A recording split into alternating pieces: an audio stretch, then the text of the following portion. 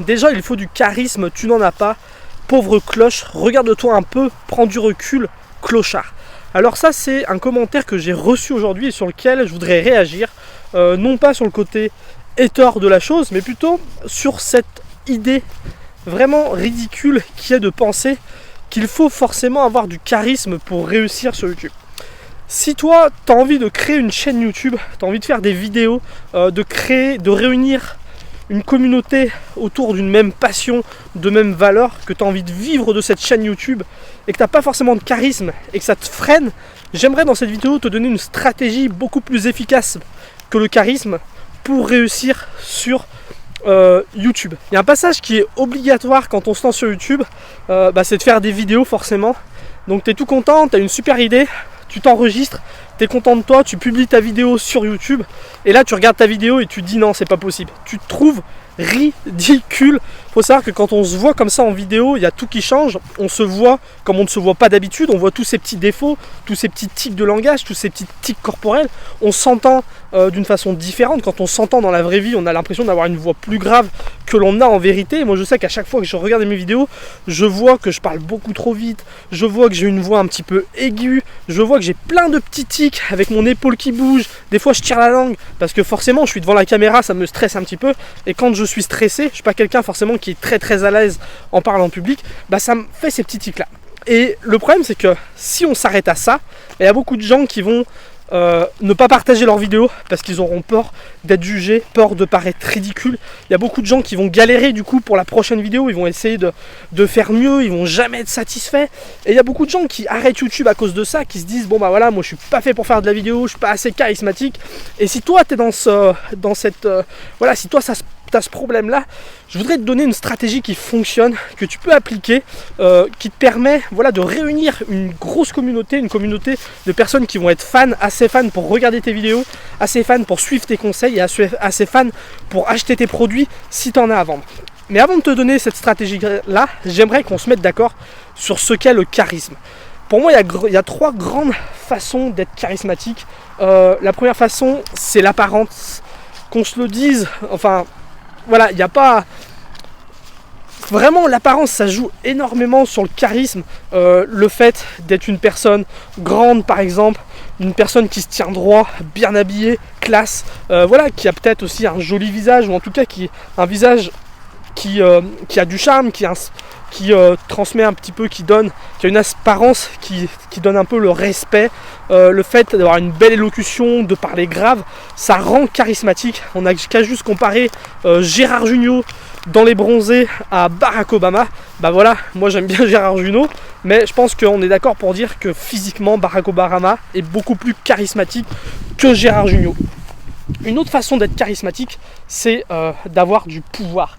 Alors le pouvoir, il y a plein de façons d'en avoir. Le fait d'être quelqu'un d'influent, quelqu'un par exemple, un président de la République, le maire d'un village, je sais pas, ça donne du pouvoir. Le fait d'être à un rang social élevé donne du pouvoir. Le fait d'avoir de l'argent aussi donne du pouvoir. Si on prend par exemple François Hollande, alors François Hollande, quand on le regarde physiquement, on peut pas se dire cette personne-là a du charisme, vraiment elle a beaucoup de charisme. Et pourtant François Hollande, quand il est devenu président de la République, on peut pas nier qu'il avait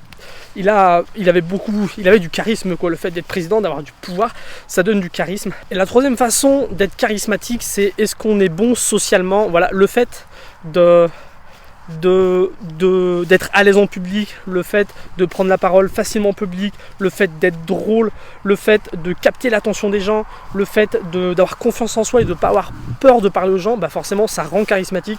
On a tous connu des gens comme ça qui, que tout le monde écoutait parce qu'ils étaient drôles, parce qu'ils étaient éloquents, parce qu'ils savaient parler, parce qu'ils avaient confiance en eux.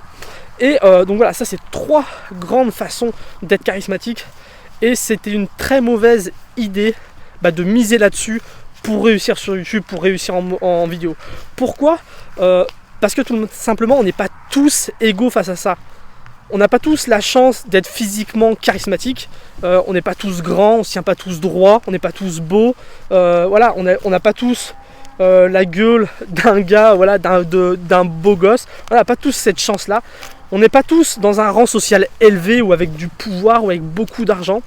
Et on n'est pas tous égaux au niveau social. Il y a plein de gens qui sont timides, il y a plein de gens qui ont du mal à parler en public. Et le fait est que c'est que voilà, si être charismatique permettrait de réussir, eh ben, il faudrait se dire qu'il n'y aurait que ces gens-là qui pourraient réussir, alors que non, c'est faux. Alors oui, on peut toujours améliorer notre charisme, ça c'est clair, on peut s'améliorer au niveau apparence, on peut s'améliorer au niveau rang social, on peut s'améliorer au niveau argent, on peut s'améliorer au niveau confiance en soi, on peut toujours améliorer ça. Sauf que ça ne suffira jamais, parce qu'il y a quelque chose qui est encore plus important que le charisme, c'est la crédibilité. Imaginons une personne qui est obèse, qui a, je sais pas, 30 kilos à perdre, et qui cherche quelqu'un pour être aidé. Face à elle, il y a deux personnes. Il y a un homme grand, beau, charismatique, qui parle bien, sympathique. Mais cette personne, il n'a pas vraiment de connaissances niveau nutrition, niveau sport. Il n'a pas de ces connaissances. Et à côté de cette personne-là, il y a une personne beaucoup moins charismatique, une personne même peut-être un peu timide, pas forcément belle, pas forcément très avenante. Mais cette personne, eh ben, c'est un ancien obèse, c'est une personne qui a perdu 30 kilos, c'est une personne qui partait de loin, qui avait des problèmes sociaux, qui avait des problèmes, qui a des problèmes de santé et qui est quand même arrivé à perdre 30 kilos. Et bien la personne qui a envie de perdre du poids, vous l'aurez compris, elle va pas aller vers la personne qui est charismatique, elle va aller vers la personne qui a fait le taf, qui est déjà passée par là, parce qu'elle a de l'expérience, parce qu'elle est crédible, et parce qu'elle va pouvoir l'aider, et parce que cette personne est inspirante. Pour être charismatique, il faut être beau, il faut être grand, il faut être riche, il faut avoir du pouvoir, il faut être bon socialement, et pour être inspirant, il suffit d'avoir fait dans sa vie les choses que il suffit d'avoir atteint des objectifs que les gens ont envie d'atteindre. Moi, c'est ce que j'ai fait quand je me suis lancé sur YouTube. Quand je me suis lancé sur YouTube, on ne peut pas dire que j'étais charismatique. Quand j'ai commencé à aider les gens à partir voyager, je ne suis pas spécialement charismatique. Voilà, je ne suis pas grand, je ne me tiens pas droit, j'ai pas la tête d'un acteur américain. On ne peut pas dire que j'avais de l'argent, je vivais avec une tante, je faisais du stop, je faisais les poubelles pour manger. On peut pas dire que j'étais bon socialement, enfin je sais parler devant une caméra, voilà, ça me dérange pas, des fois je bafouille, mais je suis pas spécialement charismatique. Mais par contre, ce que j'ai fait, c'est que j'ai fait le taf. Ce que j'ai fait, c'est que je suis parti voyager. J'avais pas d'argent, j'avais que 100 € en poche, j'avais mon sac à dos, je suis parti voyager. Avec ma chérie, on a fait le tour de l'Italie sans argent, on a été jusqu'au Sénégal en autostop, on a passé des centaines et des centaines de nuits dans une tente. On s'est débrouillé. Et à partir de ce moment-là, les gens ont commencé à me dire mais comment tu fais? Ils ont commencé à me poser des questions, ils ont commencé à regarder mes vidéos, et quand j'ai eu des choses à vendre, des guides, ils m'ont fait confiance, ils ont acheté ces guides parce qu'ils savaient que j'étais crédible, parce que je suis devenu inspirant. C'est simple, pour être inspirant, il faut partir de bas et arriver à accomplir quelque chose, pas forcément quelque chose de grand, mais arriver à accomplir quelque chose. Donc maintenant ce que je voudrais te dire, c'est que voilà, pas besoin d'être charismatique, le plus important c'est d'être inspirant. Comment devenir inspirant? C'est simple, je vais te donner un plan en 3-4 étapes, tout bête. La première chose, c'est te fixer un objectif que les gens ont envie d'atteindre. Si on prend l'exemple, toi tu as une chaîne YouTube et tu veux aider les gens à perdre du poids. La première chose à faire, c'est tu te fixes un objectif, tu te dis, moi j'ai envie de perdre 30 kilos. Je ne sais pas si tu as 30 kilos à perdre, si tu as que 5 kilos ou 10 kilos à perdre, j'ai envie de perdre 10 kilos par exemple. La deuxième chose à faire, c'est que tu vas l'annoncer à ton audience, tu vas leur dire, voilà, je me suis lancé un défi, je vais tenter de perdre 30 kilos. La troisième chose à faire, c'est de réussir ce défi. Coûte que coûte, tu dois perdre tes 30 kilos.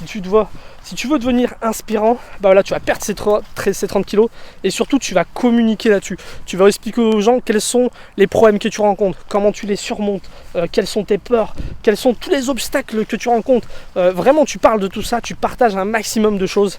Et une fois que tu auras atteint ton objectif, une fois que tu auras perdu tes 10, 20 ou 30 kilos, crois-moi que les gens, ils auront envie de regarder tes vidéos, les gens te poseront des questions pour savoir comment tu as fait, les gens auront envie de regarder tes vidéos où tu expliques tout ça, et si tu as quelque chose à vendre pour les aider, les gens auront envie d'acheter tout ça, et pour ça, pas besoin d'être charismatique, je te l'assure. Donc voilà, c'est ce que je voulais te partager aujourd'hui dans cette vidéo. Te prends pas la tête à vouloir devenir quelqu'un de charismatique, de te transformer en un espèce de, voilà, de quelqu'un qui n'est pas toi.